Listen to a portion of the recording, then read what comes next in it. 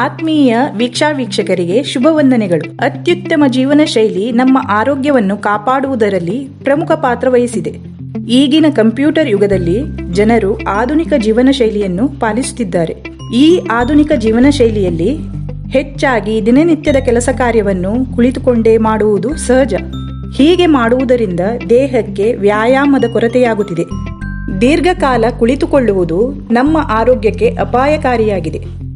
ಅದಲ್ಲದೆ ಸಮಯದ ಅಭಾವದಿಂದ ಹೆಚ್ಚಿನವರು ವ್ಯಾಯಾಮದತ್ತ ಗಮನಹರಿಸಲು ಸಾಧ್ಯವಾಗುತ್ತಿಲ್ಲ.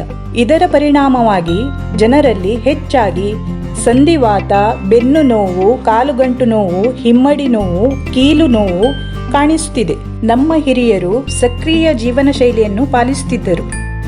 ಗದ್ದೆ ತೋಟಗಳಲ್ಲಿ ಹೆಚ್ಚು ದುಡಿಯುತ್ತಿದ್ದರಿಂದ ಅವರು ತಮ್ಮ ದೇಹಕ್ಕೆ ಬೇಕಾಗುವ ವ್ಯಾಯಾಮವನ್ನು ದಿನನಿತ್ಯದ ಕೆಲಸ ಕಾರ್ಯಗಳನ್ನು ಮಾಡಿ ಪೂರೈಸುತ್ತಿದ್ದರು. ತಮ್ಮ ಸಮಯವನ್ನು ಹೆಚ್ಚಾಗಿ ಪರಿಸರದಲ್ಲಿ ಕಳೆಯುತ್ತಿದ್ದರು.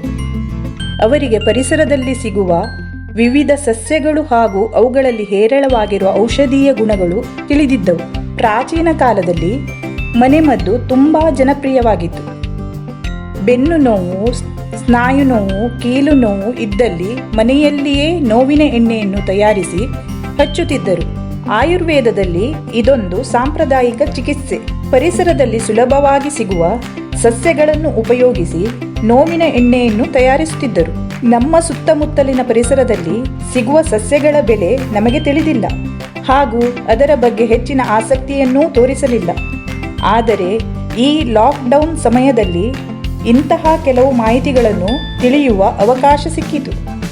ಅಂತಹ ಒಂದು ಪ್ರಾಚೀನವಾದ ಹಾಗೂ ನಮ್ಮ ಅಜ್ಜಿ ತಿಳಿಸಿಕೊಟ್ಟ ವಿಶೇಷವಾದ ನೋವಿನ ಎಣ್ಣೆಯನ್ನು ಹೇಗೆ ಮಾಡುವುದೆಂದು ನಾವು ನಿಮಗೆ ಇಂದು ತೋರಿಸುತ್ತೇವೆ.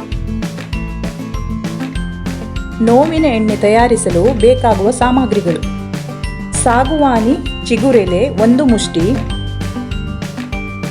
ತುಂಬೆ ಎಲೆ 1 ಮುಷ್ಟಿ, ಎಕ್ಕೆ ಎಲೆ 5, 1 ತುಂಡು ಹಳದಿ, 1 ತುಂಡು ರಕ್ತಬೋಳು, 1 ಗ್ಲಾಸ್ ಕೊಬ್ಬರಿ ಎಣ್ಣೆ. ಮಾಡುವ ವಿಧಾನ: ಎಲ್ಲ ಎಲೆಗಳನ್ನು ಶುದ್ಧವಾದ ನೀರಿನಲ್ಲಿ ಚೆನ್ನಾಗಿ ತೊಳೆದು ಸಣ್ಣಗೆ ಹಚ್ಚಿಕೊಳ್ಳಿ. ತೀರ ಸಣ್ಣ ಬೇಕಾಗಿಲ್ಲ. ಈ ಎಲ್ಲ ಹಚ್ಚಿಕೊಂಡ ಎಲೆಗಳನ್ನು ಮಿಕ್ಸಿ ಜಾರ್ನಲ್ಲಿ ಹಾಕಿ ಹಾಗೂ ಕುಟ್ಟಿದ ಅರಸಿನ ತುಂಡುಗಳನ್ನು ಹಾಕಿ ಚೆನ್ನಾಗಿ ರುಬ್ಬಿಕೊಳ್ಳಿ. ರುಬ್ಬಿದ ಈ ಮಿಶ್ರಣವನ್ನು ಒಂದು ಬಾಣಲೆಯಲ್ಲಿ ಹಾಕಿ ನೀರು ಆವಿಯಾಗುವವರೆಗೆ ಚೆನ್ನಾಗಿ ಕುದಿಸಿ. ಈ ಮಿಶ್ರಣ ಕುದಿಯುತ್ತಿದ್ದಂತೆ ನೀವು ಇದರ ಬಣ್ಣ ಬದಲಾಗುವುದನ್ನು ಗಮನಿಸಬಹುದು.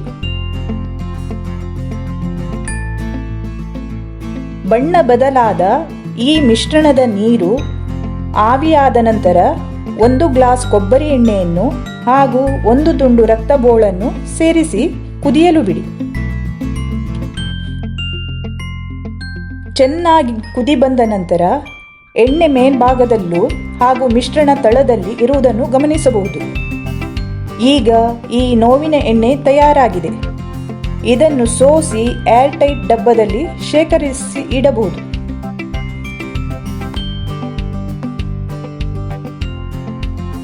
ನಾವು ಈ ಎಣ್ಣೆಯ ಉಪಯೋಗಿಸಿ ಒಳ್ಳೆಯ ಫಲಿತಾಂಶವನ್ನು ಕಂಡಿದ್ದೇವೆ. ನೀವು ಅಗತ್ಯವಿದ್ದಲ್ಲಿ ಈ ಎಣ್ಣೆಯನ್ನು ತಯಾರಿಸಿ ಉಪಯೋಗವನ್ನು ಪಡೆದುಕೊಳ್ಳಿ. ಈ ವಿಡಿಯೋವನ್ನು ನೋಡಿದ ನಿಮಗೆಲ್ಲರಿಗೂ ಪ್ರೀತಿಯ ಧನ್ಯವಾದಗಳು. ಈ ವಿಡಿಯೋಕ್ಕೊಂದು ಲೈಕ್ ಮಾಡಿ, ಆಪ್ತರೊಂದಿಗೆ ಶೇರ್ ಮಾಡಿ. ನಮ್ಮ ಚಾನೆಲ್ ಅನ್ನು ಸಬ್ಸ್ಕ್ರೈಬ್ ಮಾಡದಿದ್ದಲ್ಲಿ ಸಬ್ಸ್ಕ್ರೈಬ್ ಮಾಡಲು ಮರೆಯದಿರಿ.